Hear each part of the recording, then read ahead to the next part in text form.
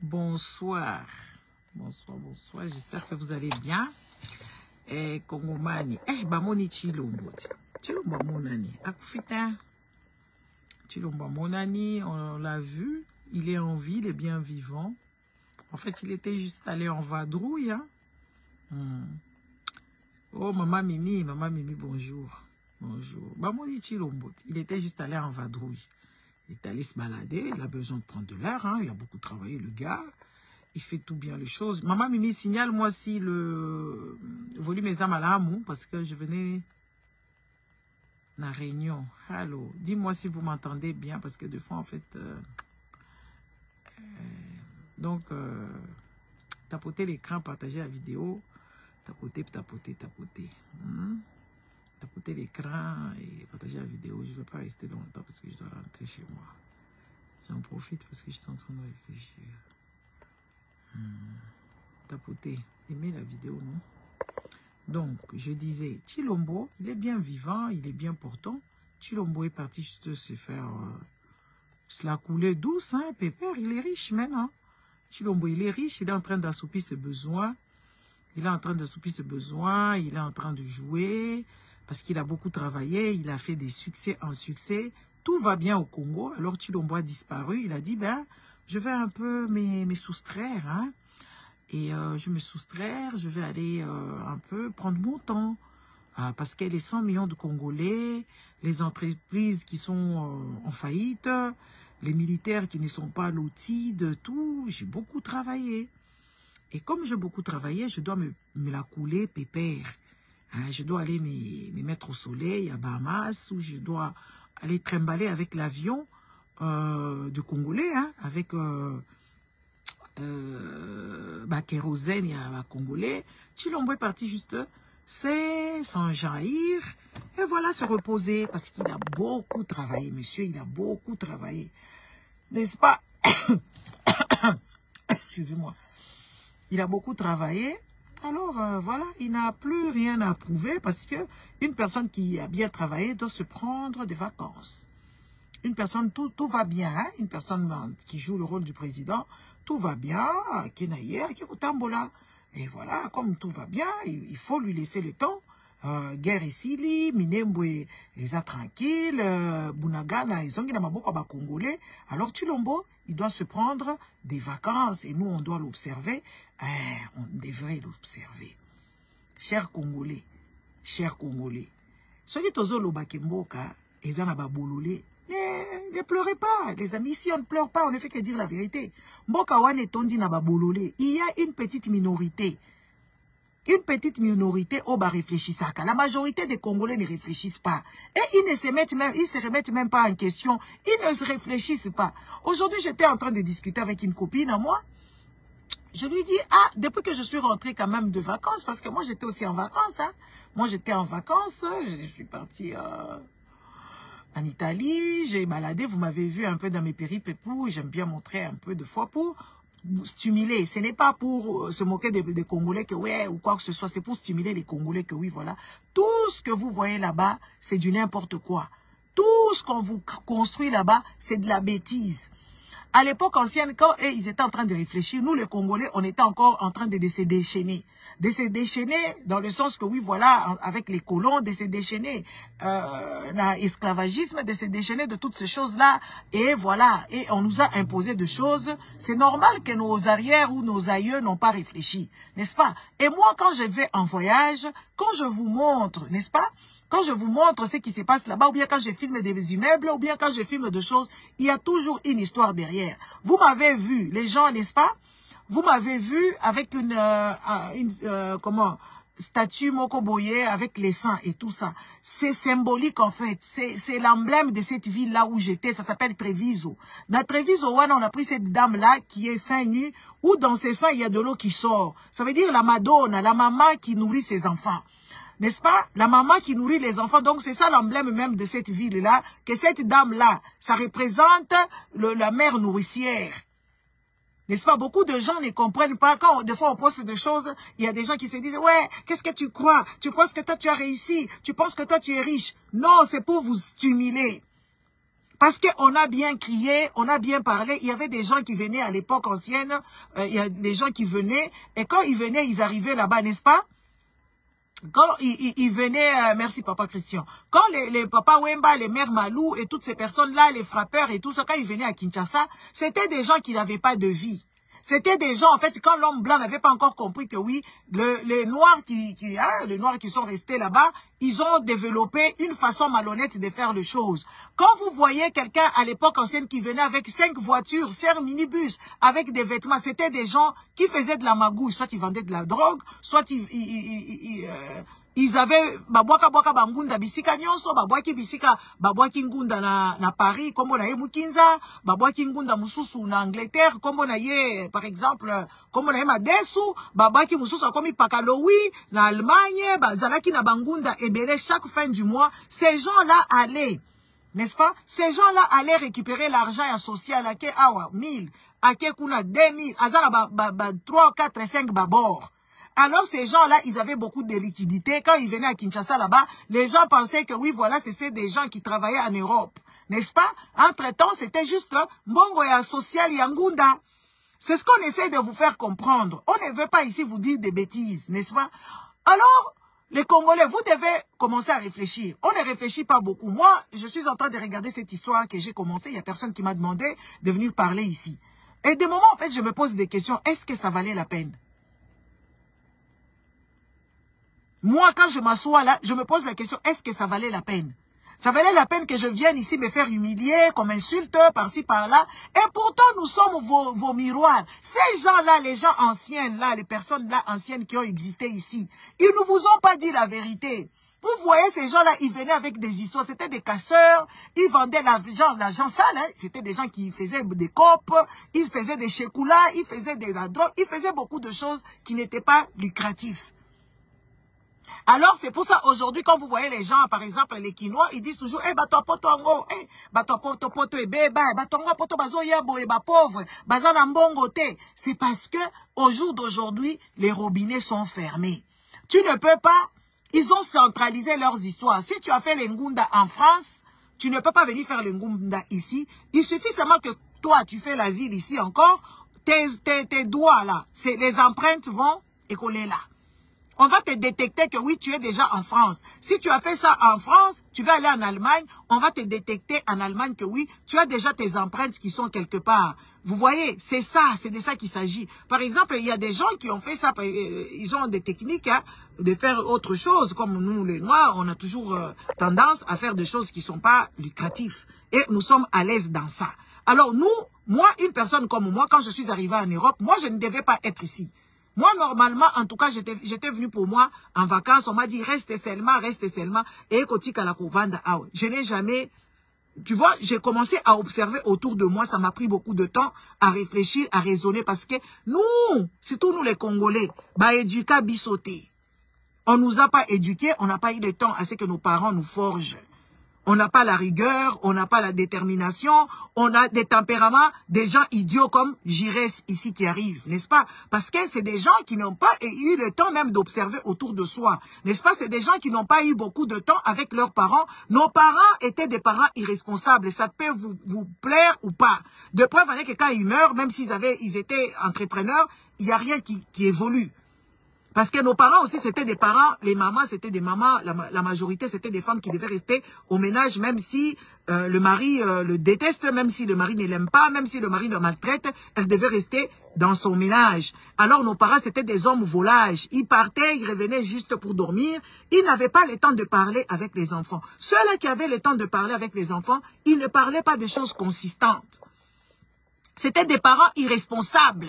De preuve est que nous allons juger ça comment? Nous devons juger que nos parents étaient irresponsables par rapport à comment on voit notre pays. Par rapport, on voit comment est-ce que les dirigeants, n'est-ce pas, font dans notre pays, n'est-ce pas? Quand vous voyez, attends, je te bloque. Tu vas partir d'ici. Allez, banni à ma page, à jamais, dégage. N'est-ce pas? On doit se le dire.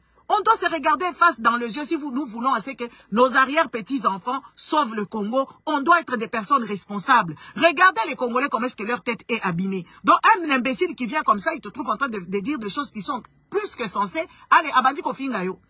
Tu vois la comédie des Congolais, c'est des bêtises. Je vous ai posté quelque chose là-bas. Des challenges des idiots, des malades mentaux, n'est-ce pas, des pervers. Ils sont en train d'injecter le venin, n'est-ce pas? Ils sont en train d'injecter les venins dans les têtes des enfants congolais. Oh, challenge, ya, nanazaka immature. Regarde-moi ça. Ça, si ce n'est pas la perversion, si ce n'est pas la perversion, si ce n'est pas être pervers, si ce n'est pas en train de donner des mauvais exemples à la nouvelle génération, c'est quoi? Posons-nous des vraies questions. Posons-nous des vraies questions. Est-ce qu'on réfléchit? Est-ce que les Congolais s'assoient, penza, abandi qu'on réfléchit depuis à Botama? Jusque modèle à Komiwana. Les Congolais n'ont pas le temps. N'ont pas le temps de grandir, n'ont pas le temps de réfléchir, n'ont pas le temps de prendre des initiatives, n'ont pas le temps d'avoir la persévérance, n'ont pas le temps. Si tu entends Congolais en train de réfléchir, beaucoup de gens vont aller chez Nanga, ils vont aller là-bas, pas pour sauver le Congo, pas que oui, il y a un laisser-aller dans l'Est de la République. Il y a un laisser-aller. Les majorités des Congolais, c'est vrai que les Congolais sont fatigués. Les Congolais sont fatigués, les Congolais, ils sont désespérés. Même ceux-là qui vont rejoindre Nanga, la majorité, peut-être ils le font avec le cœur parce qu'ils sont dessus de Chilombo. Mais la majorité, ils sont en train de réfléchir comment est-ce qu'ils vont s'en sortir. Bochana Noubaker. Naïbité ceux qui n'azolo bamabe parce que les Congolais ba yoka kate. Et c'est des gens, bazala matoi, mais matoi na bango yoka kamakambu mususu. Et ça, c'est vrai. Ça, c'est vrai. J'étais en train de discuter avec une copine. J'ai dit, mais c'est pas croyable. Vous savez que comment est-ce que les Blancs parviennent à se suicider? Bamindele, bami bomarapo nanine. Parce qu'atali liboso, atali sima, atali bisika komi, alobi, non. Vinanga ekozala kaka boye, ami akena ye. Mais biso to vivaka na biso, vina yo kende ndenge nini, ekende bulu yeke, ekende ndenge nini. Olingi kutu kokufa te. Olingi kokufa te, papa René. Bonjour. Olingi kutu kokufa te, obo ina okokufa. Parce que ozo réfléchir, ozo kalisakaka, l'espoir fait vivre. L'espoir peut vivre. Dieu va nous faire ça. Dieu ne descendra jamais. Dieu ne descendra jamais pour aider les Congolais. Dieu ne fera jamais quoi que ce soit pour le Congolais. Des preuves va dire que Dieu n'a pas fait pour les Européens. Les Européens, ils se sont sauvés. Ils sont partis en Afrique, n'est-ce pas? Ils sont partis en Afrique, n'est-ce pas? De toi, c'est toi qui m'insultes matin, midi et soir. Toi, j'irai ici. Et ça, yo finga kangami kolonyo, so d'ailleurs, on a bloqué yo.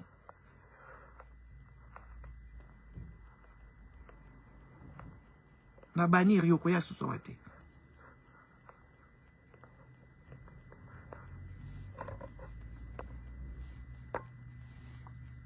N'est-ce pas? Les Congolais, on ne réfléchit pas, on ne s'assoit pas. On va dire pendata makamwe komelio, on va ndater, on réfléchit. On a peur d'aller au-delà de ça parce que on nous a déjà mis comme des chevaux en fait. Nous sommes comme des juments. Quand vous regardez bien dans les endroits où on met les chevaux, c'est des clôtures qui sont courtes. C'est des clôtures qui sont comme tellement qu'ils ont été éduqués que oui, vous ne pouvez pas aller outre ça. C'est comme ça que nous, les Congolais, on réfléchit. On ne peut pas aller outre ça. On ne peut pas aller à la découverte. On ne peut pas prendre des risques. On ne peut pas prendre des risques.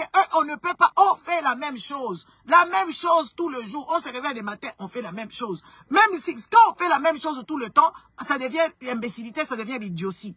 On doit changer des techniques. Quand tu vois que ces choses-là ne vont pas bien, tu vas faire quoi? Tu dois changer des techniques. Tu peux essayer. Par exemple, dans la science, tu vas essayer, mais tu changes quand même des mesures, tu changes quand même des trucs et tout ça pour que tu puisses trouver les résultats autres. Mais nous, tokanisakate, on ne réfléchit pas. To raisonna kate, to sepela kakaka. Atoza na passe moi la Congolais oyeko yebiseka likabo place masangezali Kongola telemi akina ye. Place babilima na ye ba ennemi na ye bazali Kongola ko telema kei. Place Kongola zo kende ayebi même pas iloko nini ko gagner, ayebi même pas intérêt na zo kende kuna azo yeba kututé. C'est compliqué. C'est compliqué, les amis, c'est compliqué. Moi, je suis en train de réfléchir. Maintenant, je me dis, est-ce que les Congolais comprennent au moins ce que je fais?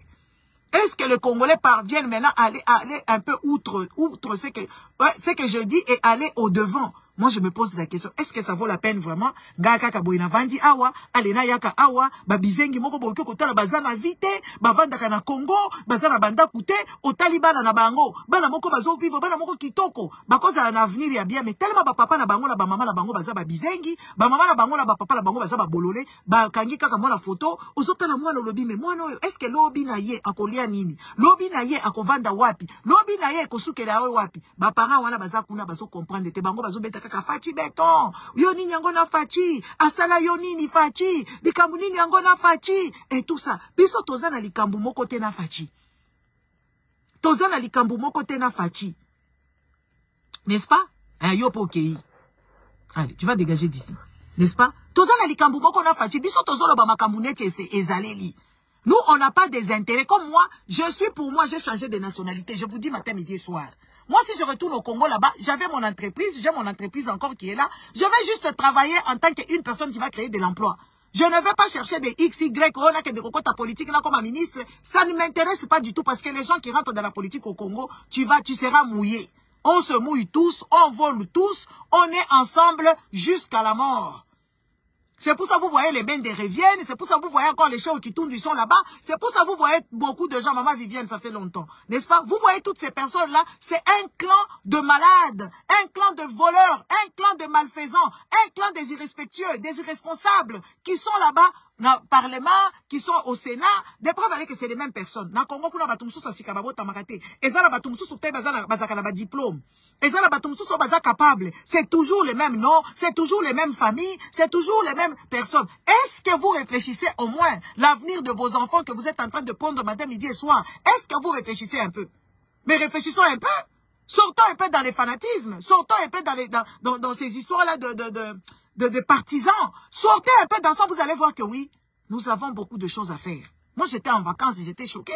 Je suis rentré, Moutou Nangezo et choqué parce que Nathalie Babiloko, Bamindele, Batonga, Kuna, Italie. Italie, Bakendara immigration. Les grands immigrés connus en Europe ici, c'est les Italiens. Les Italiens, ils ont immigré en Amérique là-bas, Al Capone, Banal, Basali, Drogue, Bamemi Mbongo na Italie.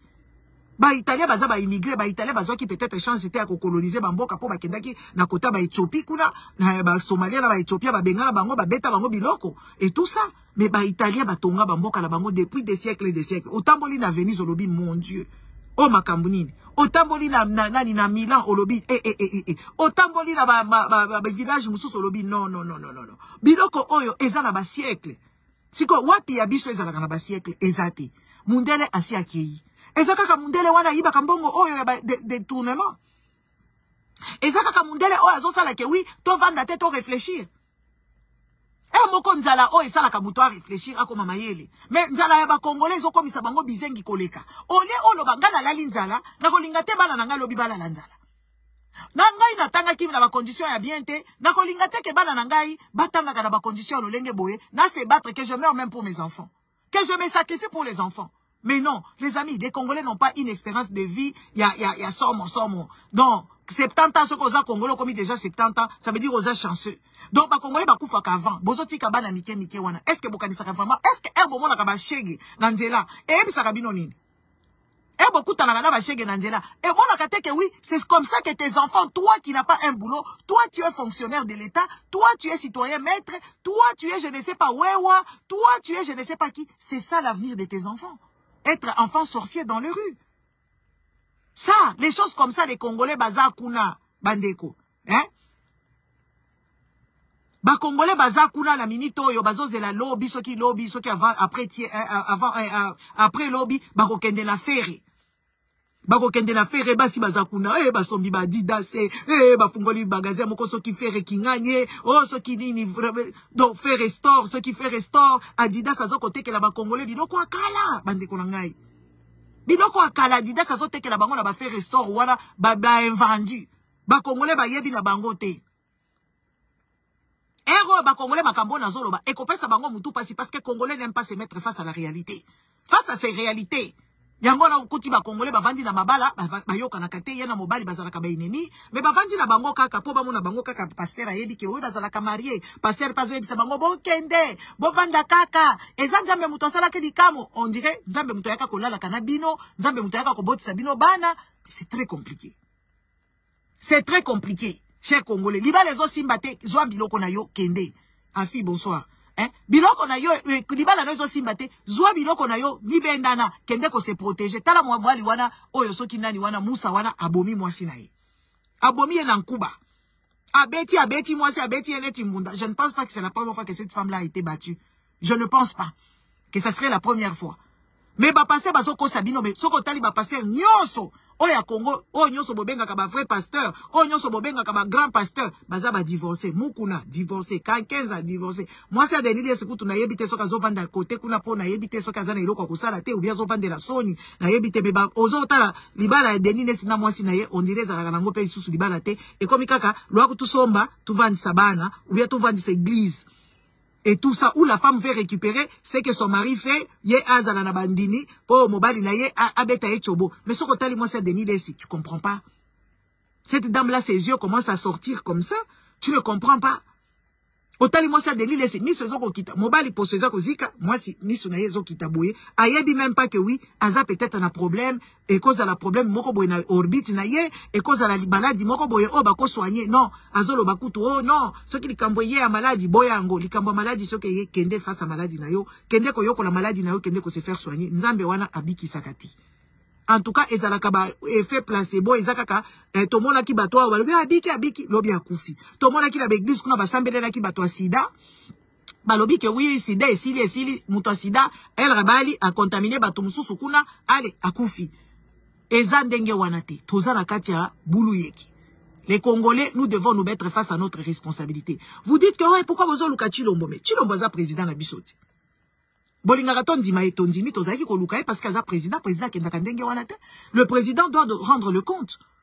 Le président ne peut pas quitter comme ça. Yango tozomona ba militaire ba congolais bandeko na ngai, un militaire kutu yende zaka grave. Ba militaire ba congolais neti ba Christian Chiwewa wana Christian nani comment il s'appelle celui-là, donne-moi son nom. Christian moko boye o akimaka na Zambie wana kabila lingaki kanga yeso kinani wana. Ye azalaka na mwasi na Amerique. Akendaka kuna na Amerique na ba train ya batu baza kuna na mwasi na TikTok makambo tozomona bandeko na ngai mboko na yebite mboka weza lisusu ya batu. Un militaire, un colonel, ce qui est un général. Moi, si n'avant na Amérique kuna, yé pas kendaka na Amérique kuna, akendaka ka, ba pesa ka laisser passer autorisation, ba kendaka ko sala nini kuna, moi si n'aza ko poster papa général. Ki militaire angwe baby. Tolali tolamuki, Chilombo azomona na te, tomoni kaka petit garçon moko boye soki ya âge nini, ba memi ye devant ba papa mikolo, ya ba mokonzi ya ba mampinga. Mwana wana ba memi ye kuna, mwana wana lobi atiki classe pona bango, atiki classe ya libela, to atika ki classe kaka mukolo wana. Est-ce que bosi bomoni pasteur moko atangi penza classe, asilisi penza classe, mwana wana na âge wana muke akomi escroc, o akomi prophète. À quel moment armée neti ya mboka munene neti Congo oyo pe ezana ba guerre bisika bazwa ka mwana moko boya muke azana lukomela libele ya mama na ye mwana wana azana bezo kutu ba faire tete ye mama na memaka na makolo aya kotele bisa ba papa mikolo o batanga ba papa mikolo o basimba manduki ba papa mikolo oyo basala kasoki ndenge nini abandi ko prêcher bango bandeko sikoyo yango tomona ka ba far RDC wana ba matina kati ya libumundunda oleba yemba banzembo oya makasi wana ya kupesa motivation bango babandi ko yebengela Yesu Kristo. Est-ce que bomona ki Poutine place abenga ki Yesu Kristo? Est-ce que bomoni ba Benjamin Netanyahu babengi Yesu Kristo? Est-ce que bosi bomoni mutunini abengi ata alakuba? Hein? Abengi alakuba erazo babenga ka alakuba bakamuna bango ekendaka kosala soki makamulini. Mais kaka boye bamba bona muki kaka boke ko benga moi petit garçon moko boye aye che bino misapi ache bango misapi et puis monango alobi makambu moko boye ezaka même na nzela ache ba papa mona misapi a dénoncer bango na ki traîtrise mais na bango asali ba makambu nyoso to wana. Mais soyons quand même sincères, réfléchissons un tout petit peu.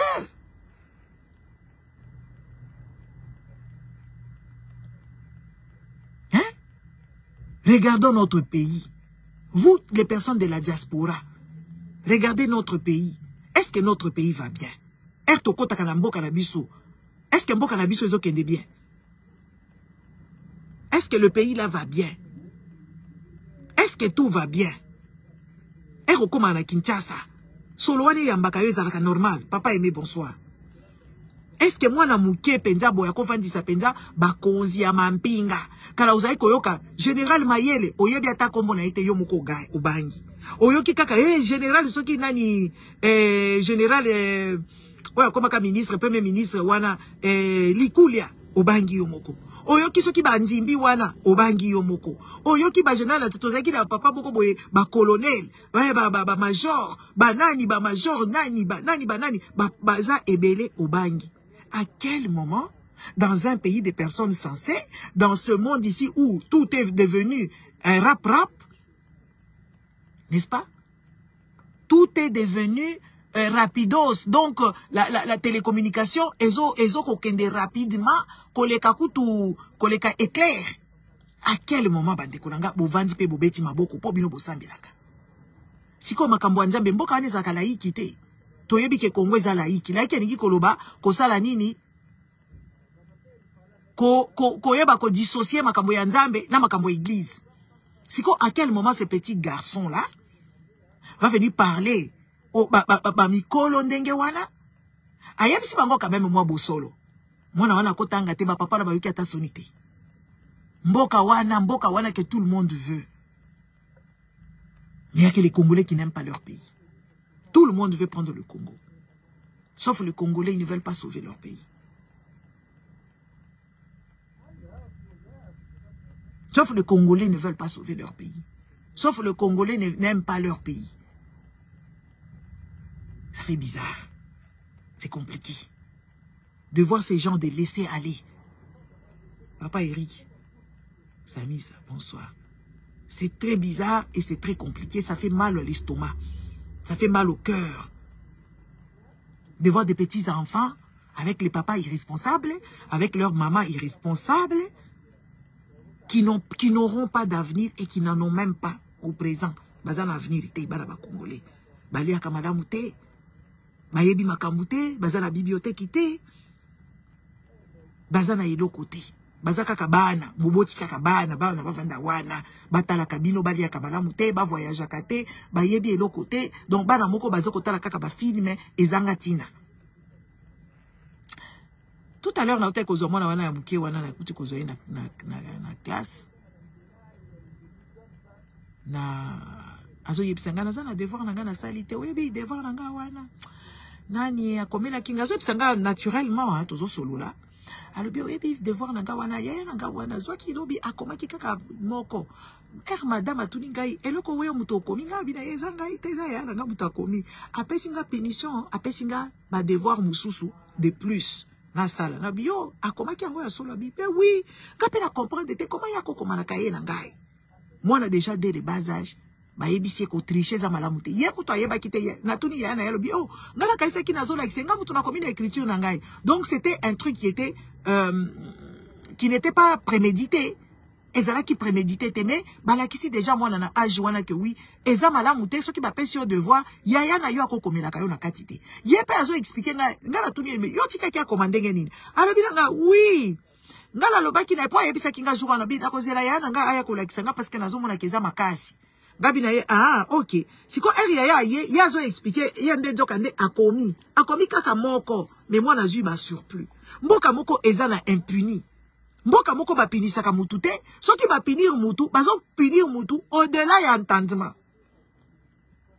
Le monsieur qui a tué sa femme, l'ancien ministre balobi analphabète munene, balobi analphabète munene mais azalaki ministre vice ministre ya hydrocarbures oya bomi mwasi na ye bandeko ya bomi mwasi na ye avant mutu ba condamner ye il faut ba vanda na ba sala ba enquête.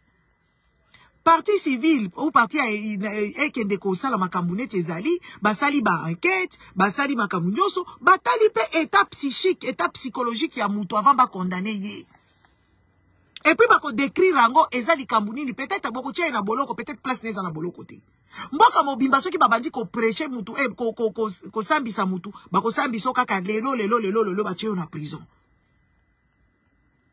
oyo mboka ya ndenge nini Après sikoyo awa ba yebisi biso ba kotiela biso peine capitale ya kokataka batu mitu ya kobomaka batu na yebite so ba bando sala bango pendaison soki ba kotuba bango morphine soki ba kosala ngo ata na Amerique na ba état o ezalaka na makambu wana ba bomaka mutu lelo te ba sambisaka mutu une fois te ba kosala nanu ba enquête basali basali ba chona boloko ba ko condamner ba lobi penza ke oui yo sala kimbeba wana ba chona boloko toke na couloir de la mort ba ko chona boloko kuna ba ko boma yo dans 2 ans ba ko boma dans 3 ans parce que ils se disent que oui mutu oyo peut-être nani dossier ezalaki ba ko rajouter peut-être ba pièce ba pièce mususu na kati ya dossier oyo peut-être à cause de la condamner pour rien, tokoya ko boma muto yo pour rien. Donc, justice wana ya Congo ezalaka injustice.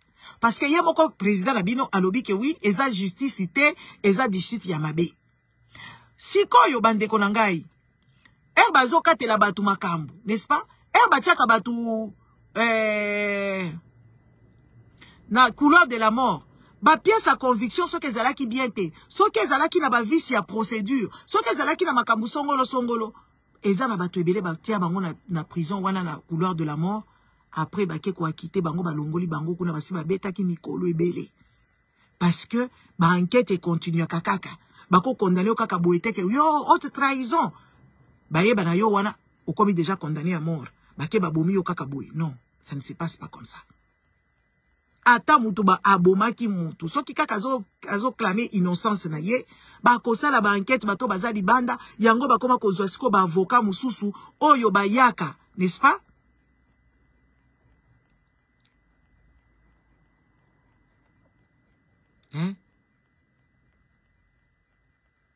oyo bayaka eza soki Christian soki nani wana soki nani on est passé déjà par là Yangona okoma komona penza ba indépendant o basala kandeti caritatif bazo côté la batuana parce qu'ils en a batu ebele injustement ba boma bango na époque kala injustement ba accusation ebele à lokuta o muto akosaki o mona vandi 20 ans ayeko loba o makambona na kosaki na ngai soki basi ba bomi mutu bomoni ke bosali musala mabe siko justice wa Congo batalaka état ya muto aviva parce que ezana batu mususu basalaka bambeba neti chilombo bambeba zo sala parce que aviva bien te ezaka ba fanatique na ye mutu bazolo ba chilombo ba epa na bango papa na bango azalaka papa na bango azalaka papa irresponsable parce que maman na yepe azalaka maman irresponsable po ya komona mwana ya lolenge neti chilombo avandi na papa na mama na kati ya ndako azana comportement lolenge boye ça veut dire ba papa na ye na mama na ye ba failli na responsabilité na ye eza mwana oyo akoli na kati ya bolingote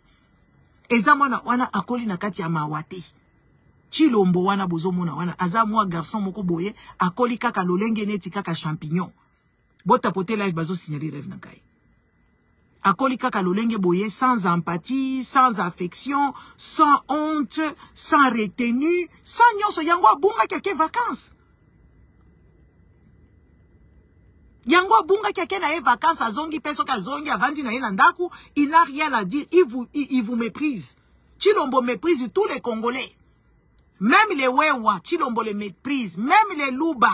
Les Bakasai, Oya, Kabila Kamwanga, Oya, Moupompa, qu'est-ce qu'il vous a donné depuis qu'il est arrivé au pouvoir? Qu'est-ce qu'il a fait à Moupompa? Il vous a fait un truc méprisant. Même moi, je peux faire construire cette chose-là. Dans le côté caraba ordinateur, la babalabala, laquelle la pound shop, ou bien laquelle la carte, crink, vinkel, babenga, on magasin, il y a l'échange, je vais là-bas, je ramasse des trucs, je vais faire ce que tu n'as fait là-bas. Il a beaucoup de mépris pour le Congolais. Je ne sais pas ce que les Congolais a fait à cette famille-là pour qu'ils puissent nous infliger ce genre de sentences. Je ne sais pas ce que les Congolais ont pu faire à cette famille-là pour que cette famille-là puisse nous prendre à partie comme ça. Cette famille-là est en train de nous asphyxier. Cette famille-là est en train de détruire le Congo. Cette famille-là est en train de détruire. Chilombo nous a dit ici, nous tous, on était là. Ce n'est pas pour des morceaux de terre que nous allons nous battre. Il va injecter l'Est de la République. Il nous a même mis dans l'union là où il y a nos ennemis partout. Où les gens qui veulent le Congo. Chilombo nous a mis là-bas dedans. Moi, à un moment, je me pose la question. Qu'est-ce que les Congolais ont fait à la famille Tshisekedi? Parce que si Mobutu, nous tous, moi je suis né à l'époque de Mobutu. Donc nous tous, Mobutu nous a réfugié ces sentences-là. Pourquoi est-ce que Tshilombo s'en prend à nous? Moi, je me pose des questions. Pourquoi est-ce que Tshilombo est sa mère? Sont sur le dos des Congolais. Ils ne veulent pas que les Congolais mangent. Ils ne veulent pas que les Congolais se lavent. Ils ne veulent pas que les Congolais étudient. Tshilombo, il a tout mis en pétard. Il a tout mis en pétard, ce monsieur-là. Il a mis tout en pétard. L'école, la gratuité de l'enseignement, à Bébissa. Zandu, à Bouki. Nini les sources. Ba maternité, ba hôpitaux, à Bébissi. Kinshasa, à Tchebiso, ba saut des moutons, à Bébissi. Makambu nyonso, à Bébissi. À Bébissi nyonso. Babalabala bazo sala, ezo simbate. Tshilombo ayeko Bébissa kaka na oya muke oya buzo batozala kinango ayeko Bébissa. Ne bino bolobi na biso des pères et des mères. Muko antombolo.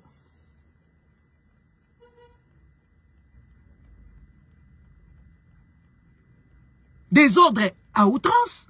Bota la modèle à taba soda yango er bazalaka comment ko zongi sa biso bisika biso to likakate. Bota la kaka ba soldat na biso oyo ya ba nani. Ya ba comment la bango ba nani ba soda wana na ba policier modèle ba koma neti ba mboa moko bo étourdi. On dirait ba nyamo ba memar bango na batoire. Les militaires se battent avec les peuples, les désordres, on les peuples tapent sur les militaires. Tshilombo même les semblants. Tala neti na parlement. Modèle Bambata, modèle Bamboso, bota la terre era mabunda. Bota la ba détournement oyo, bana ba congolais bazozanga kafenol. On se pose des questions. Moi je me pose des questions. Qu'est-ce que les Congolais ont pu faire à cette famille-là pour que ce monsieur-là puisse nous infliger ces genres de sentences? Et que sa mère aussi est sur nos dos. Sa mère, elle est devenue maman multimillionnaire. Ayibi ba minéré à Batukuna, azako zoba bekare minier à 80 ans maman. Okola ta talon, okola ta string.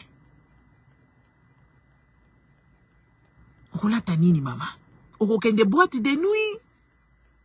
Okokende wapi maman Marthe. Biloko wana mbongo wana ozozwa. Mwana na yo asi ayibi. Bana na yo ya mibali nyonso basi bakomi ba millionnaire. Yo pe millionnaire siko yo kalate okotala likolo. Mbongo wana ozoyiba ngo po kende nango na lola. Po lata balubute. Po somba pe ba Hermès, nani yango akomonda yango, osomba basu. Donc moi je me pose la question, c'est quoi? Otonga bandaku. C'est quoi cette cupidité?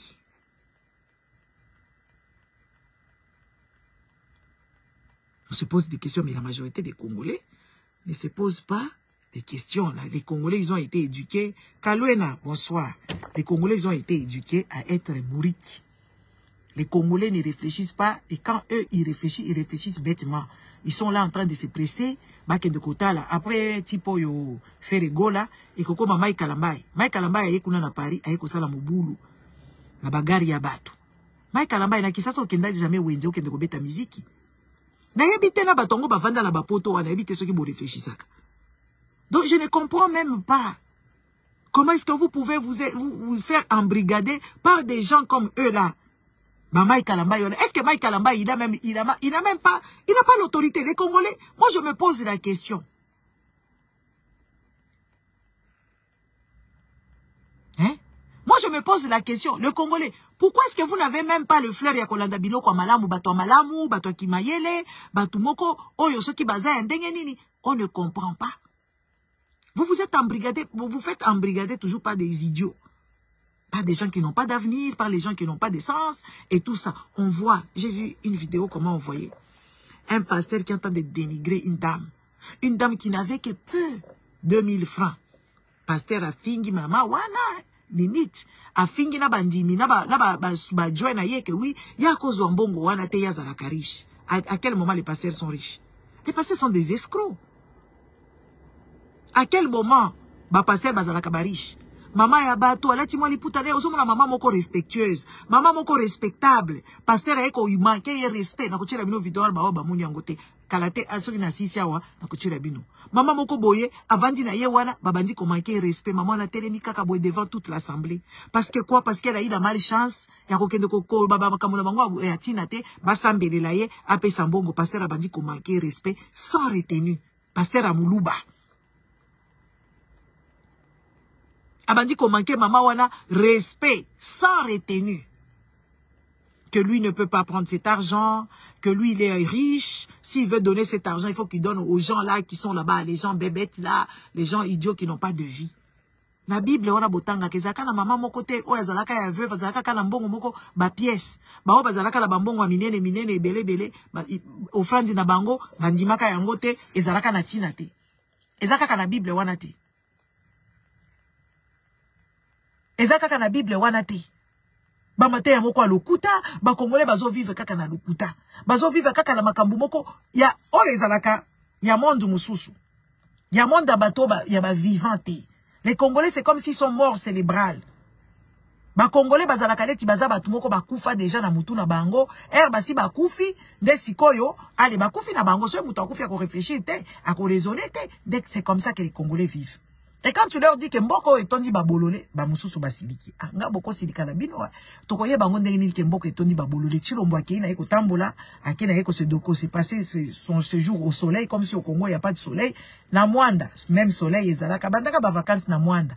Na Kalemi, ezali. Il fallait que ndata na mo ba place katumba mwanke, atika kakuna bandaku, atika kababiloko, katumba mwanke atonga pe kuna na ba mo bakuna. Il fallait que ndata kuna, yake na ye Bahamas. Bahamas wana monde ya bastar. Chilombo pepe, Chilombo, yonde, na evite, boke no yebisa Chilombo, kengana lobi boy, papa. Omoni yo, aussi ozui mbongo ebele. Il faut vivre siko na mbongo na yo. Yo oza mutumoko, kaka neti okendaki wana, okimi na yo, ozongi lisusu te, neti zanga kima ka periode moko bobachaka ye ministre. Chilombo, il faut vivre, oza na posa comme un jet setter. Chilombo il faut vivre na ye vie na ye net en tant que jet setter, ake na ye Bahamas, asombi nani yacht na ye sur je ne sais pas 2 étages, na ye bisi obasala ka ba yacht oke kaka soko ndio kosomba yacht ya bien, bato ba kosala lo bien sur mesure na modèle oza munene boye, oke na mboka oyo na Pologne. Kuna basala kila ka batu ba yacht, pona Congo kuna tokokangango, oke kosala ngoka na yacht ochango na mai. Obandi kosala batu bakenda kana kani, yo po ye na nini na yo o accoster yacht na yo. Avion wana aussi ozwaka wana etika la kaka ya yo. Etika la kaka avion na yo si okomi na mbongo ebelo ko banda ko yala ngona ba aéroport privé, okomi ko telema na yo, okomi ko kende nani Saint-Martin, okomi ko kende soki bisika nyoso ko kende na yacht na yo, soko olingi ko voyager, olingi ko kende Dubai, olingi ko kende Abu Dhabi, oza déjà na avion na yo, obandi siko ko somba ba biloko na yo, okomi ko sala makambu na yo, osalisi ba feti na yo, obengisi ba tu ba iye kuna na yacht na yo, bosali ba drink omeli ba makambu na yo, o vivre na yo papa. O vivre na yo, okima na yo makambo yo, osukoli kama boko kimi. Kima kaka papa okende ko vivre o banda ko sombi ko bengisa ba tunyoso ba couturier ba ko kutongelo bandaku na babilamba na ndaku o banda ko lia o engager ba majeur d'homme hein o bandi ko commander ba vin o ya cher ba nani ba liqueur o ya bien ba cognac ya kitoko o sombi ba verre na yo ya ba nani ya ba cristal o bandi ko tala penja boye na tongo penja na muki penja boye ozo benga cuisinier akende kozolo bambisi ya mai ya kitoko o bazo zwango kaka teli kamole fo salade. Okimi na yo se okomi na mbongo kutu Congolais ni na kolanda yo papa. Congolais moko kolanda yo te ke ozongisa mbongo wana. Posa na posa ko vivre ko kende Bahamas, okende na ko tambola na ba Jamaïque, okende na ba île muke kutu okosomba île Chilombo. Okosomba mwa ili na yo penza obengisi ba camarade na yo bobandi kosala ba feti po bino nyonso bosali kaka voisin na yo Nicolas Kazadi voisin na mususu oyo Peter Kazadi voisin na yo mususu ozwi ba camarade na yo oyo mususu Biselele ozwi ba voisin na yo nyonso oyo lingaka bazala wala babanda ko betela omu kwa ntombolo obandi ko bengisa na ba nani ba Yuda di Congo babandi ko binela yo na ili wana oche penza ke wi ili na yo okosomba ili Chilombo Okosomba ili na yo ke ko vanda kuno ba okomi penza ko vivre vie au soleil olamuki na tongo osali makamu na yo olamuki na tongo osali makamu na yo parce que ki président ezo bongela yo toza incompétent. Oza pe na posa o vivre vie a mukili. Okokende na hiver boyoke na Davos oke ko skier. Oke o matina ba montagne kuno bandi ko skier. Na ba hiver okei ko skier. Papa di kanda bonjour. Il faut vivre. Oza na posa monkili. Papa. Po biso toko to ba kongole ba ko do ki so mutu ba o neti ba biso boy. Ozui mama na bino soko ndio dia mo nani chombo cha kabiola alambelio chombo cha kabiola. Soko dia oningo dia mutu wambushi mama Marta ko lambelo mutu wambushi. Soko lingi ko lia chibela bela mama na yo ko lambelo chibela bela. Osomi kutu ataba chien na yo moko boye obandi ko eleve bango na kati ya ili na yo o yo kozwa. Ba chien moko boye o ya ko liesa bango penza ke oui ba o soki ba komi na maturité to dodi bango. Oyebi ko vivre te papa. Po biloko zo sala wana ezo bomisa yo te. Nyonso eza incompétence notoire. Ola kisina ba chef ya armée, ba chef ya ba état major ba komi kokosa makambo. Ba militaire bazoko soupiré. Obi keka ba militaire ngo ba congolais wana nde bazalaka mayele te ba banga ka liwa et pourtant bazo vivre na liwa. Espérance de dire ba militaire wana ya nzala oneti ya ba congolais wana eza combien. Soki kaka moko abeta ki masasi wana, Chilombo alingaki azonga te.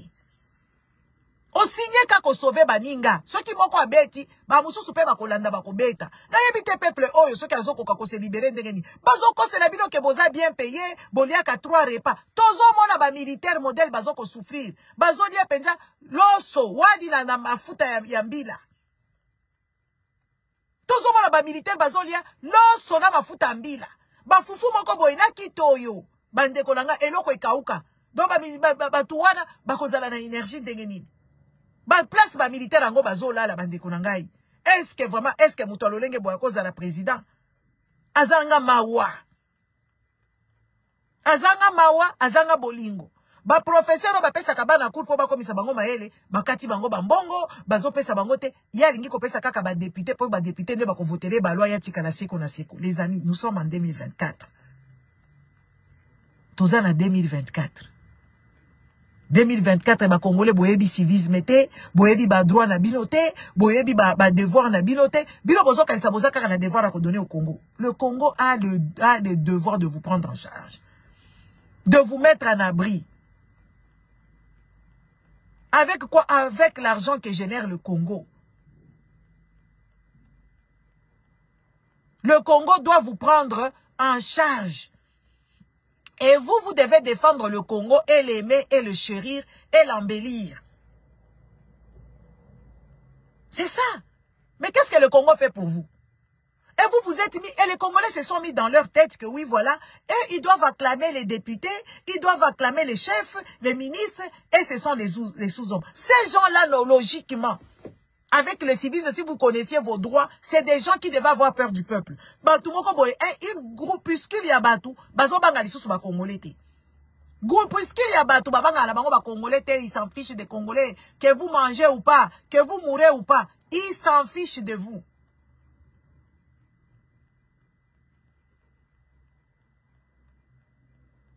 Et les Congolais trouvent ça logique. Les Congolais, ils sont juste, hey, yo ninyango, facha leki yo, mais facha leki nga po azamu yibi. Facha leki ngai parce que aibi mbongo ya leta. Facha leki ngai parce que azamu yibi. Oh, ba mama, bazami yibi. Les Congolais, ba militaire ba Congolais, jou wana na talaki bango na yoke bango ma wana bi, mais non. Mais non.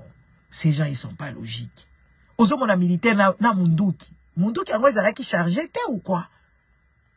Ba militaire ba Congolais, ils ne peuvent pas mourir pour la patrie. Si vous avez tiré même bachiwe wana bobomi kaka 3-5 militaires wana, respect ngaki kota na kati ya mboka wana.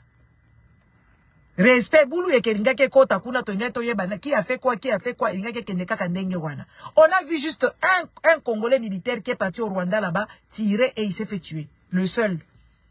Mais vous êtes là, militaire mibimba. Bovandi wana chiwewe wana zokosa, ke boliaka, ke bozalaka bien, et tout, et kendaki, et zongaki, et pourtant bangonde bazo détourner ka bambongo na bino. Bazo tia ba vie na bino en danger.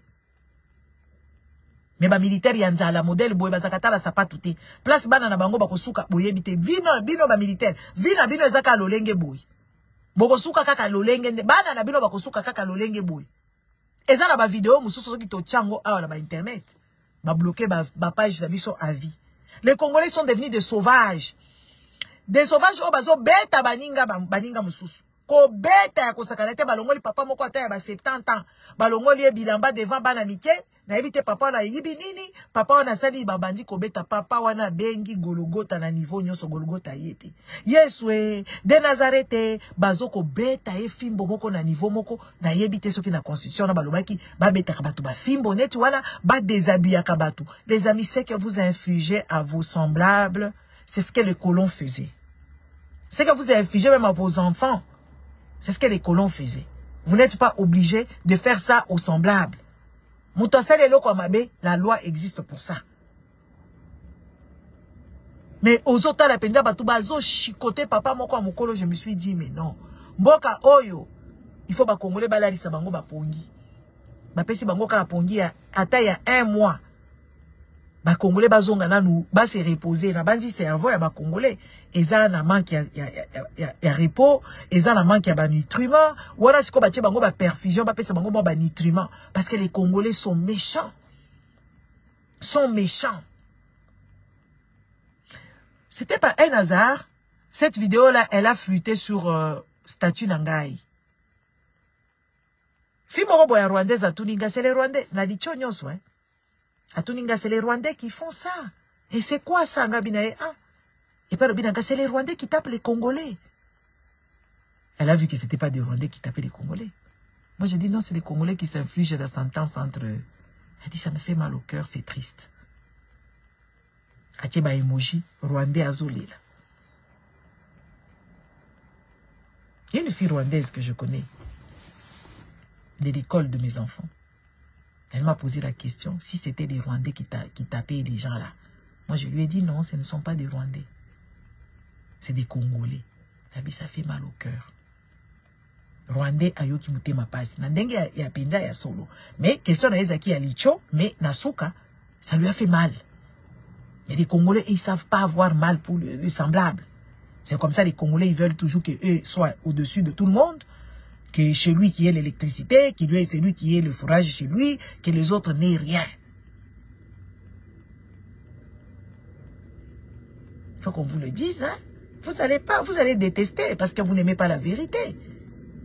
Oh, namoni ba Congolais, Dubaï, wana, ma wana. Et ça bango moko mutu ba créer le kambwana. Mbula wane beti na Dubaï et se contenir na ba réchauffement climatique. Ndeke ko beta bongo. Ba fana na désert. Mai wane beti mbula wana munene wana eza équivalent neti ya mbula ya 2 ans. Et beti anini journée mais mutu akufi kuna te. Bango bazana ba égoutte. Bateke oh egu e bouchaki oh quoi que ce soit te eza babiloko artificiel o basali sali kuna ekeko kende parce que babiloko mususu ezalaka nature ezalaka na ba caprice nango quand tu forces toi dans la nature ça devient quand même pathétique ndelo ko komela ki bato Dubaï kuna yoka ba Congolais oyo bazanga vie ba Congolais bazanga mupepe ba Congolais bazange loko ce que ça qui penja na Congo makamba boyko ekomaki bolingaki bolo makaka fachi mais oui certainement.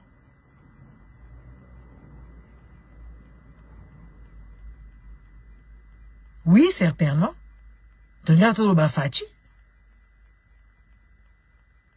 Et la Dubaï, kuna mutu akufite na kisasa batu bakufaka. Na kisasa kuna ba egu ezalakate. Ba terrasse nyo seza bouché. Ce qui dit kambo bongo komeli na kisasa kuna boyebi combien de morts on va ramasser. Boyebi combien de morts qu'on va ramasser parce que na pamba kaka boye so kaka mvuleye batu bakufaka. Ba ebulema batu bakufaka. Na ba Dubaï kuna bazana bango na secours d'urgence. Bazana ba pompier bazali bazana ba ambulance bazali bazana ba nyonso ingénieur civil ba nini bazana bango baye ko sauver batu baye ko lokota batu na Congo batu kutu baye ata ko na jeté bavanda ka pembeni ya ibale baye ko na jeté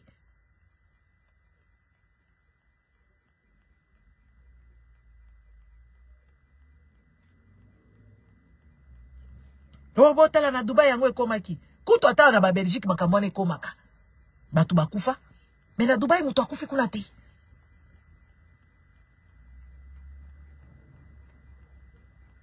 Bayebi déjà qu'on anticiper les choses. On est en train de vous montrer des choses, pas pour vous dire que, oh, bo sala, po bo mona bo fungola kamisu.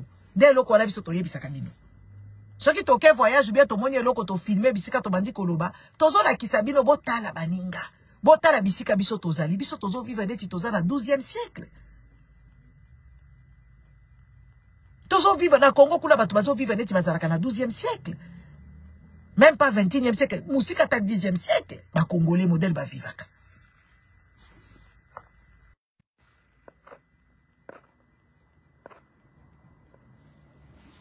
Hein? Modèle ba Congolais ba vivaka. On dirait na 12e siècle. À ta 10e, 9e siècle. Ce qui ba yebisi ba Congolais bango moko bazomona ke ba bonga, ba Congolais ba kanisa kabaza mayele, ba Congolais ba kanisa kabaza na boye, ba Congolais ba kanisa njoka nde ba buriki ya niveau. Na constitution na bango ba yebi yango te, oh papa Kikweta, ba yebi yango te. Na civisme bango ba yebi te, ba droit na bango ba yebi te. Ba chercheur baza wana baza na ba matérialité peut-être na Congo kuna eza na ba tupenza baza mayele mais ba pesi bango makoki te po baza ba exploiter mayele na bango. O mona muto mayele akomi nde zoba. Muto zoba akomi mayele. Ba réflexion moko bidon, ba comédie moko inutile, ba ndiembo moko bizarre. Dans tout, les Congolais est médiocre. Danse, médiocre. Musique, médiocre. Ce qu'on t'a dit, c'est toujours la même danse. Donc, on est resté statique. Il n'y a rien qui a évolué.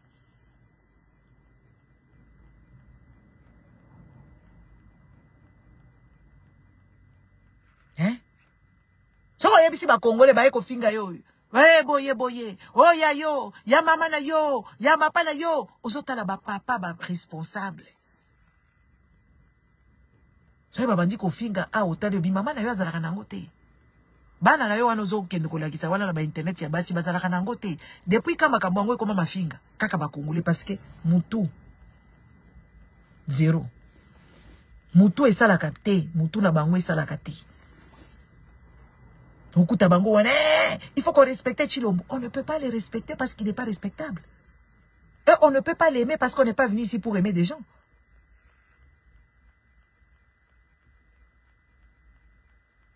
On ne peut pas l'aimer parce qu'il ne nous aime pas, parce qu'il ne fait pas son boulot. On a un président comme Magufuli. Jamais les Tanzaniens vont oublier ce monsieur. Jamais. Marobosa n'a été. Magufuli pombe. Jamais les Tanzaniens Marobosa n'a président wana. Jamais. Jamais. Thomas Sankara, jamais. Kadhafi, comme Kolelaye. Jamais. Mais Chilombo tokokanisa ye na nini?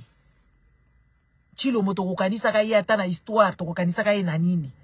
Kayaki ko diviser ba Congolais bazalaka déjà na tribalisme na bango ezalaka na nzoto et ko bimasiko babandi ko exploiter et tout ça.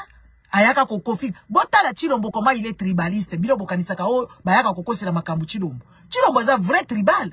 Vous avez vu la vidéo quand les chefs coutumiers étaient partis donner les bazareri na bango ba chef coutumier à ba mandia.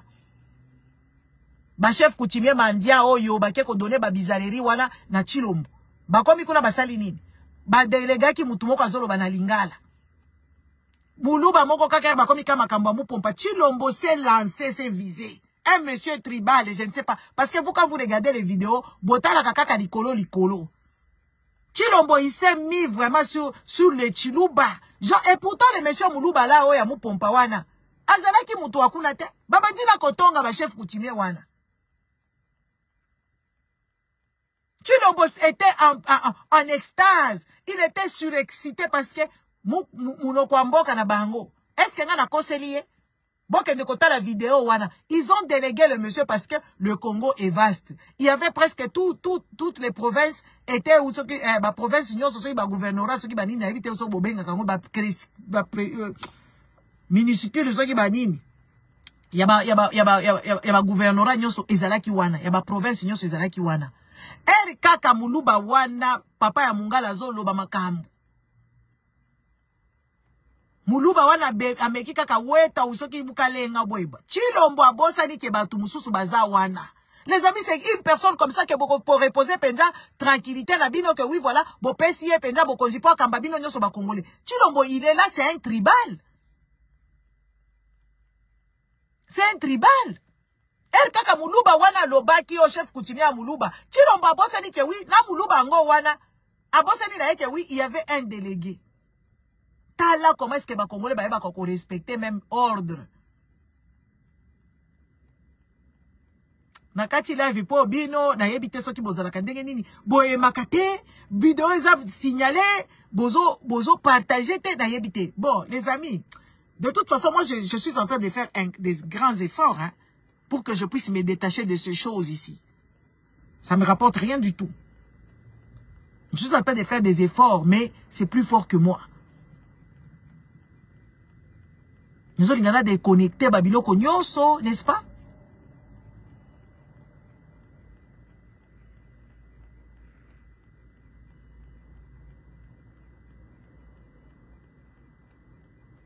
C'est compliqué. C'est compliqué d'être avec ce monsieur-là. Ce monsieur, c'est un tribal. Il a été élevé, je pense, dans le tribalisme. Parce qu'il ne se gêne même pas en tant que chef de l'État. Il vous montre une couleur, qui il est, et juste. Il dit, il s'en fout de vous.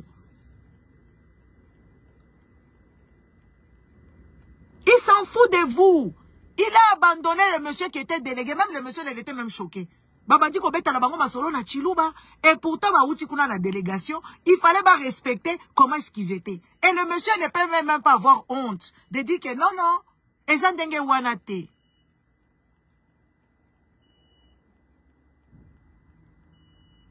Ah, c'est jeté dans l'eau. Ah, quand il a bandi, abosani na mutu wala zaiko présenter babiloko, abandi ko soit na Chiluba. Pour un moment, quand même, qui était significatif.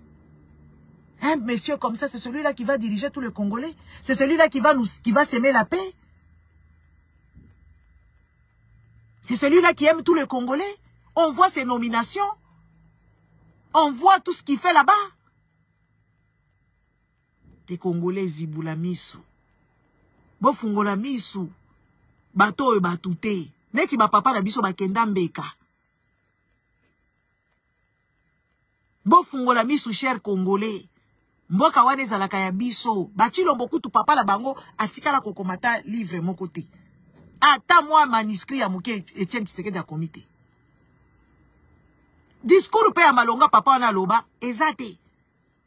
Papa Etienne Tshisekedi atikala kotika ata discours ya malonga te.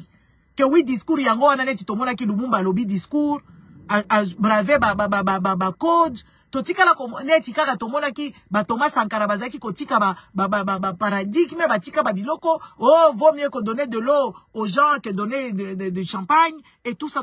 Papa Etienne Tshisekedi n'a rien foutu. Il n'a rien fait, ce monsieur, on ne doit pas vous mentir. Et puis il n'est pas le fondateur de l'UDPS. Il n'est pas le fondateur. Ce n'est pas lui le fondateur de l'UDPS. Yaba benga keka kaoza muluba yako vanda awa. Avandi wala bandi kosala buzoba na yeka ti la modèle akufeli biso wana. Parce que déjà pas la koya bisabino ke azalaki chef ya mabe. Ezaka biso ba congolais de tozala misute. Comment parti politique ya batunyo soye papa la nganza maka président. Ya loko oyo Chilombo azolinga ngazela biso che président. Parce que papa na yemoko azalaki ndenge wana. Angazama président, ti akufi, statut ya nini ezate. Donc, abebisi makamunyoso. Ba Congolais, cette fois-ci qu'on ne vous berne pas. Cette fois-ci, pendant moni ba Congolais belé baza déçu. Ba Congolais belé baza na ba bouli ya kokende kolanda soki ba nani kokota na moni bande kolangai. Batu bakoti M20, bakoti kuna ipa ya nanga soki ba N23.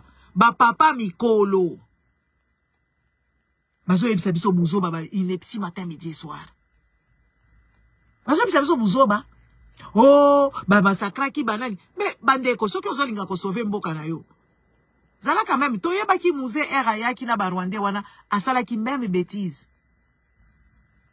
Bino pe bozo kende musée kutazaka ta osala ba déclaration ti. Bo bandi ko sala ba déclaration a minene. Ba papa wana bakei ba papa ya baluba o bakei kuna epa ya ba soki epa ya ba M23. Babandi ko proclamer que oui effectivement ba bomaki soki ba nyamulenge soki banani. Mais vous êtes malade? Vous êtes malade. Ataba bonde la kango ndenge wana. Parce que les paroles ne s'envolent plus de nos jours, les gars. Les vidéos vont rester, ça sera préjudiciable devant nous. Ça, c'est préjudiciable. C'est bon, balobaka. Nayoki na kanda makambo, les opé sanga kanda. Les paroles ne s'envolent plus. Ok, koko takuna. Zalata moi logique moko boy. Logique moko te. Si koyo ba jeune congolais bazo lingaba ke de jeune de batouana. Ya lolenge oyo bino bokoma mafinga na bino koma rwandais. Kuna bango bazo défendre ba rwandais. Ba papa wana ba déclaration moko très bizarre. Bazo sala. Très bizarre, ba papa wana ba ke ko rejoindre ceux qui ba M23 dans son comprendre des sens na bango. Boye koloba makambo ya mboka na bino, to bo bandi koloba. Congolais nini wazo mona pas cité. Ceux qui ba diamulenge bazalaka ba congolais. Pourquoi les spécifier que oui, ba toye baza ba congolais, ba diamulenge, ba diamulenge. Combien de congolais ba shi ba kufi? Combien de Nandés sont morts? Combien de gens sont décédés? Ba viol, ba to mukunku bila kuna, ba katange, ba kufa, na kasa ikuna bakamwana sapu, ba kufa, siko bino bokei kuna, bozo yebisa biso, oh modèle, ata balingaka lokoso ango. Ata lokoso ango ba papa wana, lokoso bozana ango bino ba papa oyo, bakambozo lo ba wana, mikolo basala kandenge wana ti. Soki bokoya kolobela makambu, il faut bolobela makambu a Congo, bobimba so bolingi Congo, bokende ko siko, bozo bima bato lokoso. Bozo bima bato lokoso. Parce que, ba Congolais nyonso baza la kati ya souffrance. Ba Congolais nyonso confondu. Ezala la nini awa bazo boma batukuna na baba Congo. Ba boma batukuna, bazo boma batuna na bandundu kuna. Ba boma ka batu seke pa ba mobondo, ba nani. Donc Congolais nyonso baza la kati ya souffrance. Bovandi ba papa mikolo, o soi-disant basala politique depuis kala. Bobandi ko yebisa biso que oui, ba nyamulenge baza ko souffrir. Ba nyamulenge baza combien na kati ya Congo kuna?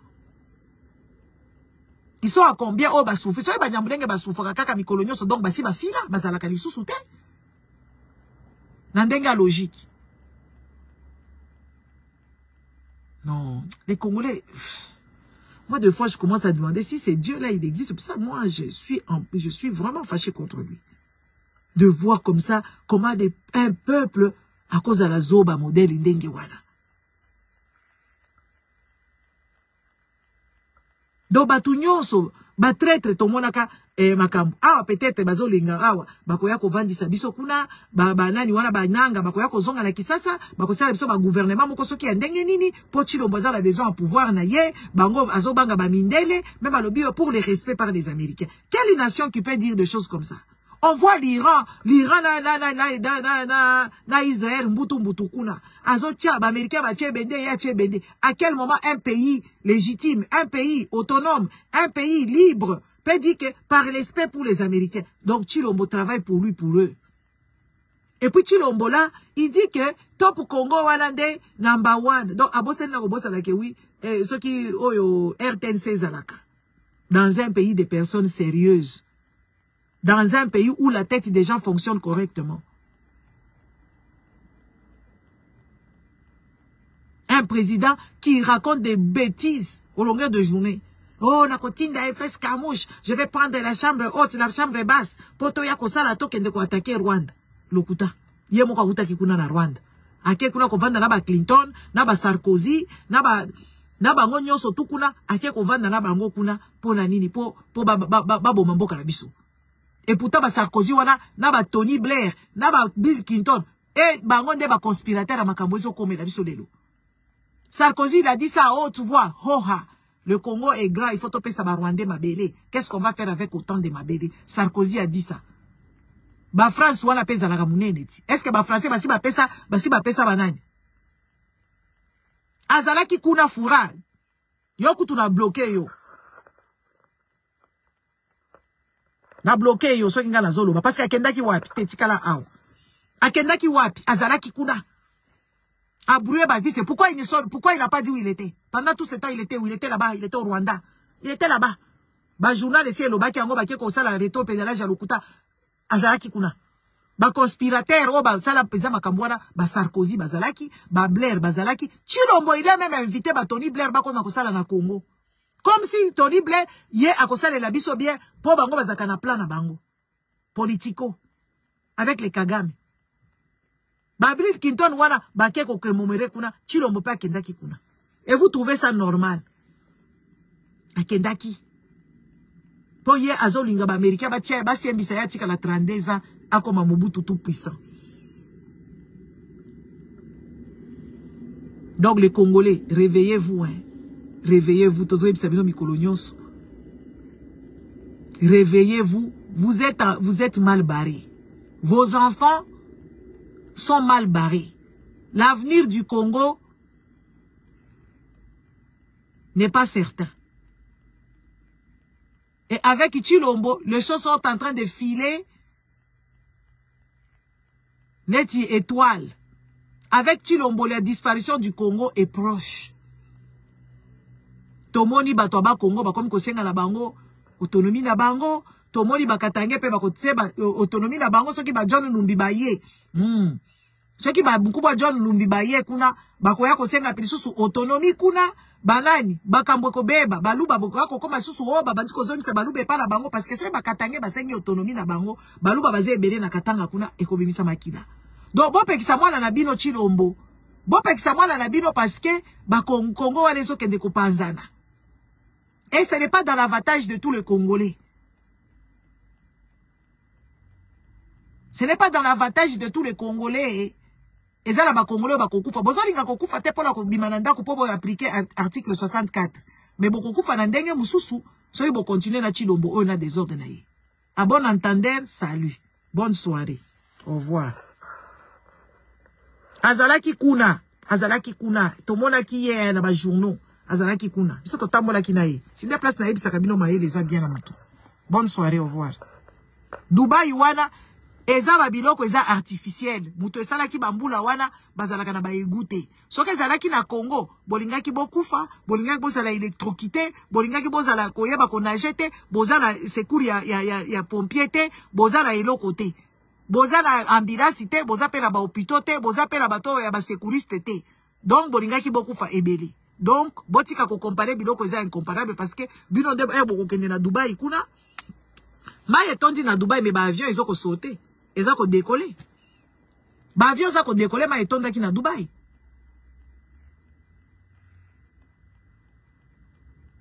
VSC bandiko ezongi na ngo kuna.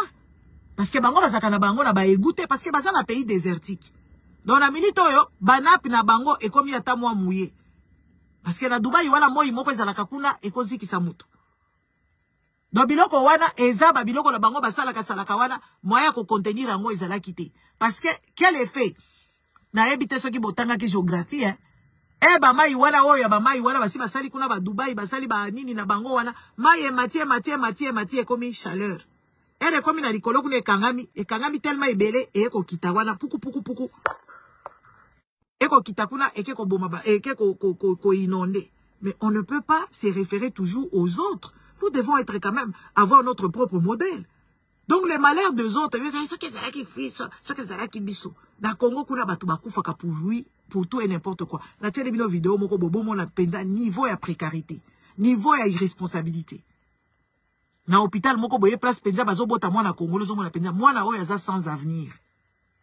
Bazo bota yena ba conditions moko très bizarre, très primitif, même violent, primitif même pas primitif, c'était une façon ya bango ya kosala na minito. Donc façon moko précaire ya ko bota mwana zo bota balambetu moko zo comprendre sens nangote, mwana zo bota na hôpital moko boye ozo comprendre sens nangote. Après ce qui bana babeli bakabati bakati ba cochon d'Inde mutu babaluli mafuta na kati soki na ba miel soki na ba miliki ba merisi mwana po epesa makila malamu. Est-ce que bana wana bakozala bien?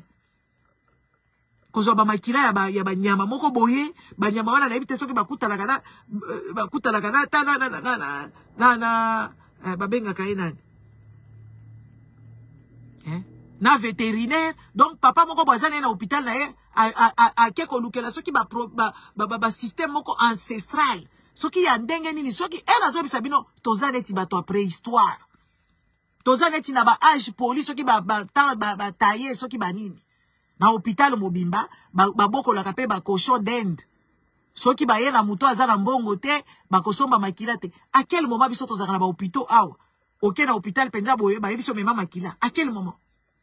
Na bamboka nyoso tala bafri du sud bako me bako tuinda mutute akende komema makila. Moi j'ai vécu, moi je suis fille de médecin. Maman na biso boko la biso azalaka na banque du sang kuna. Batu bazo ya ba donner ba yara ou c'est ceux qui accident salemi baza la besoin ya telle sorte ya makila ba bengi besa biso au plus atali na babiloko na e ba pesi makila kuna. Oh mboko Congo wana e regressa. Soko obeli bazo sala opération kende ko luka mutu nyonso. Yondo ko kende ko luka mutu wana aya wana oyebi kutu te azala maladie te maladie ezaka ka sida te ezala ba maladie mususu ezaka ya makila. Ba maladie neti ba hépatite, ba maladie neti kilikili. O mboka ndenge nini batu baza la prévoyance te. O mboka ndenge nini batu baza la clairvoyance na misu te. O mboka ndenge nini batu bazo kende kosala makambo kaka neti ba bizengi. Dona ba hôpital mobimba bazala ka la place o bachaka makila te. Soko ke ko bela bakomi ko luka yo moko kende ko luka makila na yo. Esa kala ba donner awa ba croix rouge bazala ka bazaka ba pesa ka ba donation. Ya ba makila. Biso to kende ko pesa ba makila na biso kuna ba kende kutanga tanga ngo ba pesa ngo na bato. Bana mike baza neti ba congolais photozala bozala bana ba SS na kati ya bandako ba famille na bino boyebi ba camarade na bino boyebi ba bazala kana bana ba SS ba ona baza ba lukaka ba plasma awa congolais nini azala kana courage ya ko kende ko pesa makila na ye po aider kaka semblable na don ba don ezala ka basala ka campagne awa to kenda ka kuna ti congolais ko sala makambo ba tu normalité congolais banda ko vanda nanu au vandika komi pesika 30 minutes ata 15 minutes ya réflexion otali vida yo modèle obandaka ti okomi awa na commission awa eza état na biso komisi biso awa na ba parents na biso ba irresponsable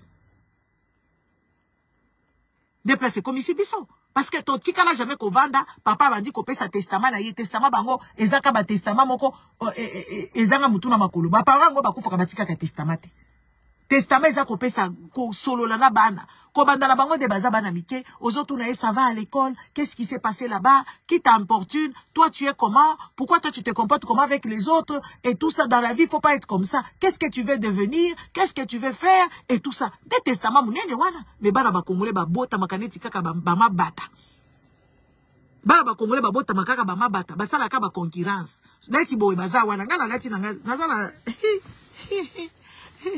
naza pe na Adidas na ngai yango yo naza na Adidas na ngai ndeto kokende nango na concert à faire ba congolais nde basutuki lelo ke bakolata Adidas ba congolais basutuki lelo ke lelo nde bakolata bota la Adidas na linga kango bakasi na sina sala ngo combien d'années na lata kango pamba quand je vais faire quelque chose je vais marcher ou bien je vais faire quelque chose ya bizarre ezalaka kawana c'est mon chaussure préféré tala bango kuna bazokende faire restore na Gucci pe za kunati Gucci pesa la collaboration à Adidas. Moi, quand on ba Adidas na Gucci. Gucci a sali collaboration à Adidas. Eza kuna bo kende kosomba kuna. Do ba sutuki kaka ba masutuki la kaka Adidas yango yo. Eza trois bandes kuto eza ba édition spéciale. Ah oui. Ba édition spéciale. Eza Adidas. Lelo nde bo sutuki ke oui, tozomona neti ba kanzunji oyo avimba mukongo, avimba libumu. Ya Magalido mama azo na sapato moko boy tozo ebate kote ni na kolatela yango na ebite soki bozo kende concert yango ba ebisi bino bolata ba Adidas po salwane za Adidas. Un peuple malade. Un peuple malade. Ozotala ba malade.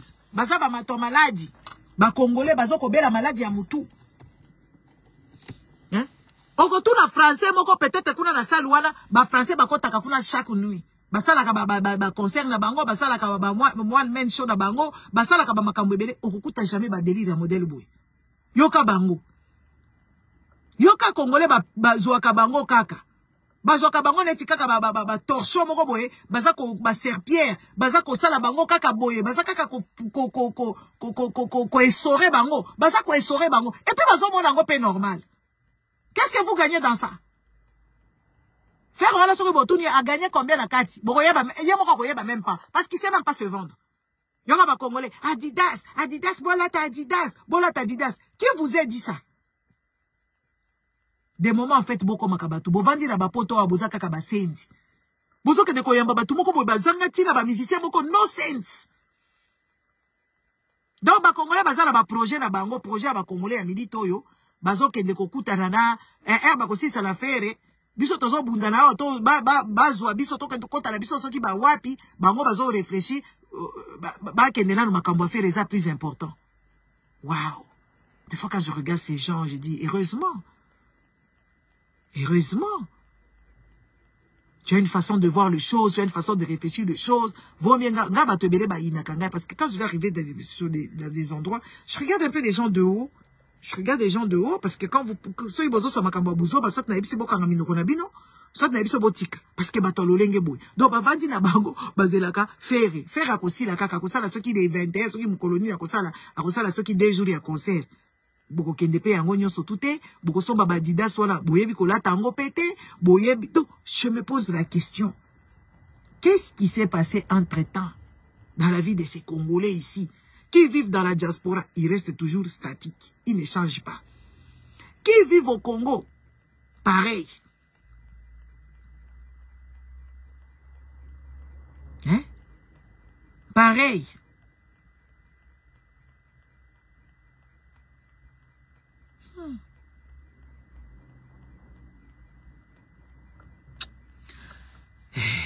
Comment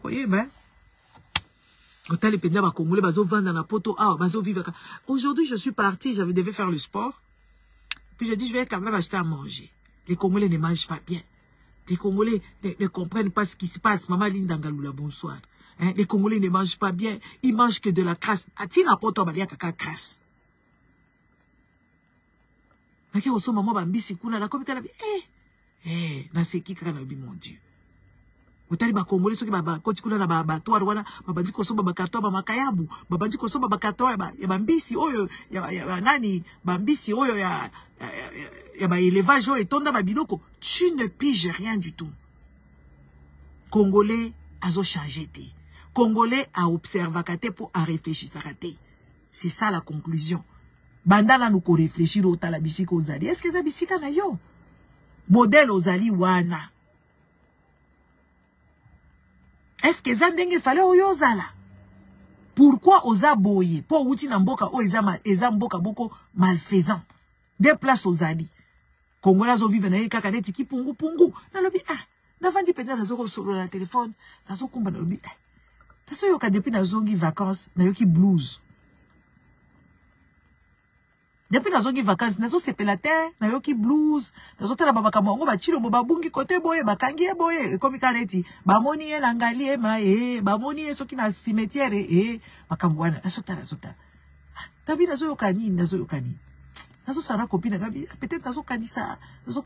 Na bisinga soko uti vacances za la kandenge wa, na isala kandenge na bi oui effectivement. Si tout ce qu'on fait dans le bilo côté et tout ça boye bo bandel directement bana ba bandel ba classe bozo sala ba makambo belé na yoki blues. Tapi ba pour nous réfléchir quand même. Mais la cause élimination na bien na comprendre pourquoi est-ce que bato ba mi diembi kaka ba kendaka na bango ba mi boaki na train parce qu'atali liboso atali sima azala ye na réussite biso ata totali liboso ata ici zati to kokende kaka. Total la capé sima te poto refaire makambo kenda ta moi bien te. Tozwa kate les santé ya vie tozwa kate. Toi butazo réfléchir ba tika na yo biso tozala kaka ndenge boye. Biso tovanda kala biso kaka ndenge boye. To na koma tellement qu'on réfléchit mingi makambo susu na comme komona ngobi makambo ngo za kika wana. Ko wana mona kyangote. Donc nga mutu na force ga makambo yo. Ah bon? Na komi kotala ba makambo susu zo mona makambo komi éliminé. Ba biloko mususu ba laisser aller moko tozala kanango. Batu balingi na yo yote yo sokende kaka epa na bango. Sokende kosala nini kuna? Batu baso considérer yo te nde bisika yo lingi kokende. Congolais za la kandenge wana. Parce que to réfléchir kate. Banda ko réfléchir otali penza autour de toi. Tala bato za la kana bango. Okomona makambo ebele eza kitoko te. Et puis soko moni mona na yo kaka. Fanda na yo nie. Congolais réfléchir kate. Congolais mona kate. Bon, les amis natiki bino hein. Bonne soirée, bon que de réfléchir. Regardez autour de vous. Regardez au boulot. Regardez. Vous allez voir. On ne dit pas que tu es moussant, toi. T'as la caca. Okoye ba pe ba défaut na yo. Okoye ba pe ba force na yo. Okoye ba mama kambwebele. Maman Lydie, bonsoir. Hein? T'as là autour de toi, okomona makambwebele. Soko bandika ko réfléchir. Omona penza mobali na yo wana. Azala ba problème. Au moins la penza mwasi na yo oyo azala kana ba problème azala ba vice. Po bisoto tala kate soki totali totike la kanzambe na maboko botala ka autour de vous, réfléchissez un peu.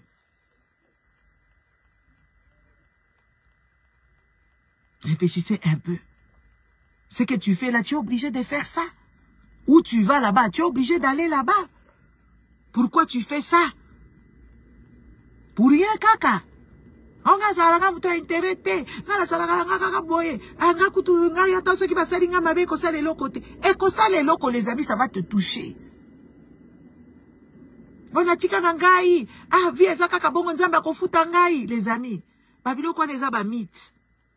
Chilo moneta si azu bambongo na pesie moi kodi ya ko vivre. Ah, bino bo uti kokota sikoyo bo kozongela kaka video.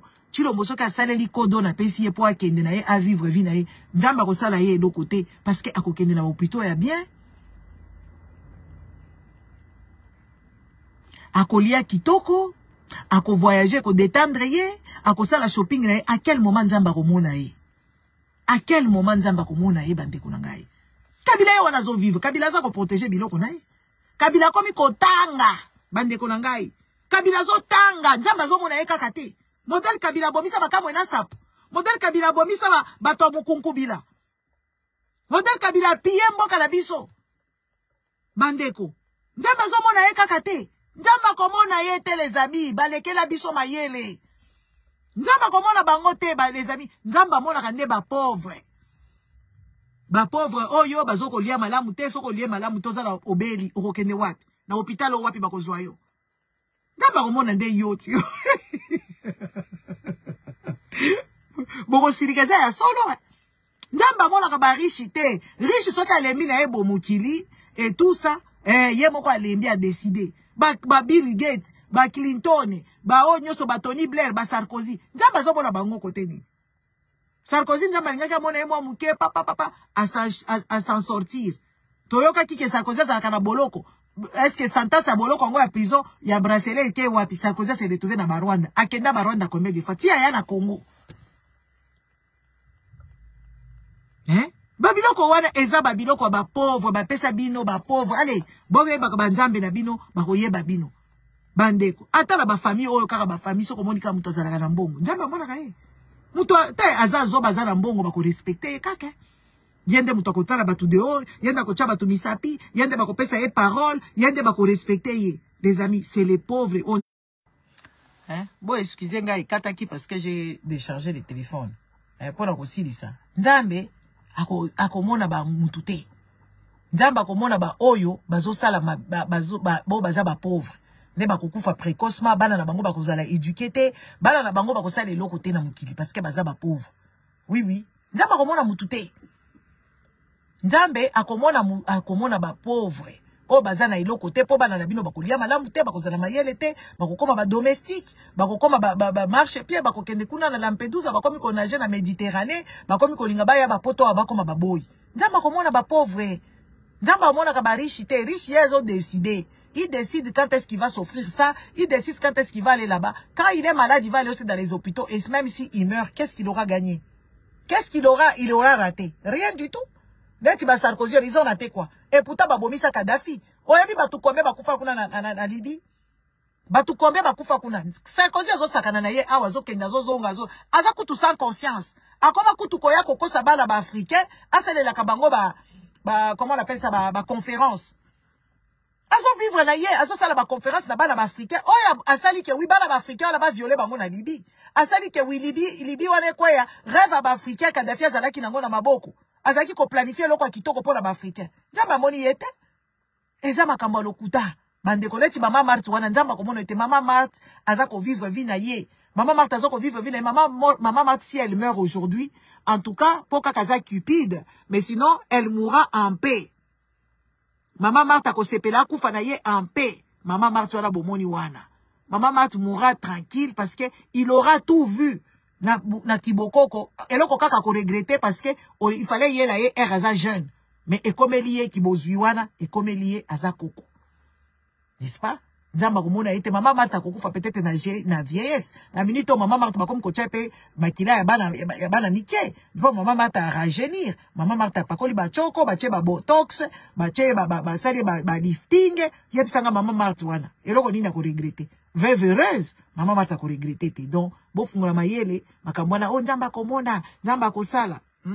Louvunu. Au revoir. Bonne soirée. C'est de ça qu'il s'agit. Ciao.